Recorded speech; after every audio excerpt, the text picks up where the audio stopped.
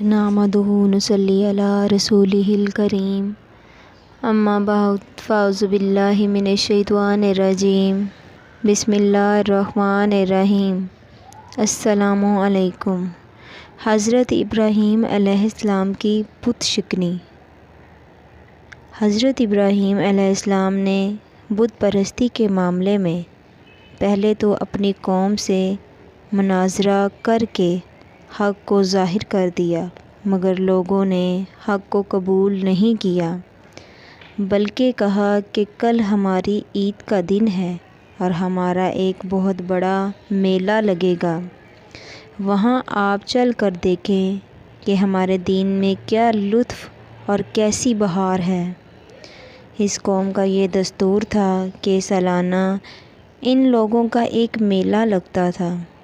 लोग एक जंगल में जमा होते और दिन भर लहू लाब में मशगूल रहकर शाम को बुत खाने में जाकर बुतों की पूजा करते और बुतों को चढ़ावे मिठाइयों और खानों को प्रसाद की सूरत पर खाते। हज़रत इब्राहीम अलैहिस्सलाम कौम की दावत पर थोड़ी दूर तो मेले की तरफ चले, लेकिन फिर अपनी बीमारी का उज़र करके वापस लौट आए और कौम के लोग मेला में चले गए, फिर वो मेला में नहीं गए। आपने इन लोगों से साफ साफ कह दिया कि मुझे खुदा की कसम है कि मैं ज़रूर तुम्हारे बुतों के साथ बुरा सलूक करूँगा तुम्हारे चले जाने के बाद। चुनाचे इसके बाद आप कुल्हाड़ी लेकर बुत खाने में तशरीफ़ ले गए और देखा कि सब में छोटे बड़े बहुत से बुत हैं और दरवाज़े के सामने एक बहुत बड़ा बुत है। इन छोटे माबूदों को देखकर तौहीद इलाही के जज्बे से आप जलाल में आ गए और कुल्हाड़ी से मार मार कर बुतों को चकनाचूर कर दिया और सबसे बड़े बुत को छोड़ दिया और कुल्हाड़ी इसके कंधे पर रख कर आप बुत खाने से बाहर चले गए। कौम के लोग जब मेले से वापस लौट कर बुत पूजने और प्रसाद खाने के लिए बुत खाने में घुसे तो ये देखकर हैरान रह गए कि इनके देवता टूटे फूटे पड़े हैं। एकदम सब बौखला गए और शोर मचाकर चिल्लाने लगे कि ऐ हमारे खुदाओं के साथ किसने ये सलूक किया है, बेशक वो जालिम है। तो कुछ लोगों ने कहा कि हमने एक जवान को जिसका नाम इब्राहीम है, इसको ज़बान से इन बुतों को बुरा भला कहते हुए सुना है। कौम ने कहा कि इस जवान को लोगों के सामने लाओ, शायद लोग गवाही दें कि इसने बुतों को तोड़ा है। चुनाचे हज़रत इब्राहीम अलैहिस्सलाम बुलाए गए तो कौम के लोगों ने पूछा कि ए इब्राहीम, क्या तुमने हमारे खुदाओं के साथ ये सलूक किया है? तो इब्राहीम अलैहिस्सलाम ने फरमाया कि तुम्हारे इस बड़े बुत ने क्या होगा, क्यों ना कि कुल्हाड़ी इसके कंधे पर है। आखिर तुम लोग अपने इन टूटे फूटे खुदाओं ही से क्यों नहीं पूछते कि किसने तुम्हारे ये हाल किया? अगर ये बुत बोल सकते हो तो इन्हीं से पूछ लो, वो खुद बता देंगे कि किसने इन्हें तोड़ा है। कौम ने सर झुकाकर कहा, ए इब्राहीम, हम इन खुदाओं से क्या और कैसे पूछें? आप तो जानते ही हैं कि ये बुत बोल नहीं सकते। ये सुनकर हज़रत इब्राहीम अलैहिस्सलाम ने जलाल में तड़प कर फरमाया कि तो क्या तुम लोग अल्लाह के सिवा ऐसे को पूछते हो जो ना तुम्हें नफ़ा दे और ना नुकसान,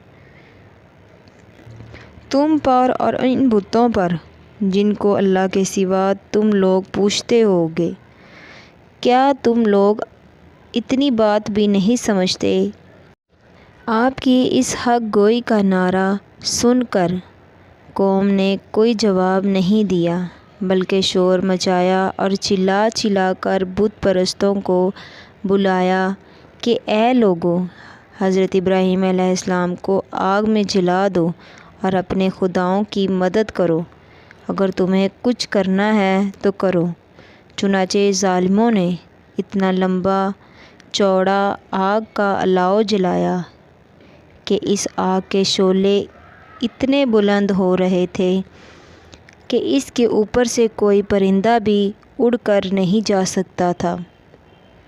پھر آپ کو ننگے بدن کر کے ان ظلم و ستم کے مجسموں نے ایک گوپن کے ذریعے اس آگ میں پھینک دیا اور اپنے اس خیال میں مگن تھے کہ حضرت ابراہیم علیہ السلام جل کر راکھ ہو گئے ہیں، مگر حکم الہی کا فرمان اس آگ کے لیے یہ صادر ہو گیا۔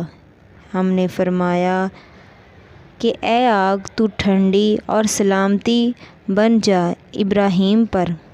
چنانچہ نتیجہ یہ ہوا جس کو قرآن نے اپنے قاہرانہ لہجے میں ارشاد فرمایا، اور انہوں نے حضرت ابراہیم علیہ السلام کا برا چاہا تو ہم نے انہیں سب سے زیادہ گھاٹا اٹھانے والا ناکام بنا دیا۔ آگ بجھ گئی اور حضرت ابراہیم علیہ السلام زندہ اور سلامت رہ کر نکل آئے، اور ظالم لوگ افسوس مل کر کرنے لگے۔